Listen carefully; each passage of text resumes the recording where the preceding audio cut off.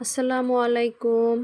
নয়নতারা গাছের বৈশিষ্ট্যই হচ্ছে ছোট গাছে অনেক বেশি পরিমাণে ফুল ফোটে। এই যে দেখুন পার্পেল আর সাদা ফুল দেখা যাচ্ছে।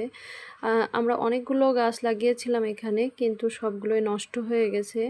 আর অবশেষে এই যে পার্পেল আর সাদা নয়নতারাটাই আছে, বাকি সবগুলোই নষ্ট হয়ে গেছে। গাছটা বেশ বড় হয়েছে এবং অনেক ফুল আসছে আলহামদুলিল্লাহ। তো এই ফুলের সাথে দেখুন অনেক কড়িও আছে। নয়নতারা ফুল কিন্তু সারা বছরই পাবেন আপনি। তার সাথে আছে এই যে পর্তুলিকাগুলো আমি কিছু বারান্দাতে লাগিয়েছিলাম, কিন্তু খুব ভালো একটা হয়নি। আর এটা আছে আমার বাগানে লাগানো। ফুলগুলো অনেক ফোটে এবং পুরো যতটুকু জায়গায় লাগানো প্রতিটা ডগায় কিন্তু ফুল থাকে। মাশাআল্লাহ, ফুলগুলো দেখুন কত সুন্দর, দুইটা কালার কম্বিনেশনে ফুটেছে। এ হচ্ছে গোলাপ। বর্ষাকালে গোলাপ খুব একটা ভালো হয় না, তো এই যে হালকা পাতলাভাবে একটু নতুন করে ডাল গজিয়েছে, তার সাথে হালকা কিছু ফোটে, অল্প কিছু ফুল দেখা যায় বর্ষাকালে।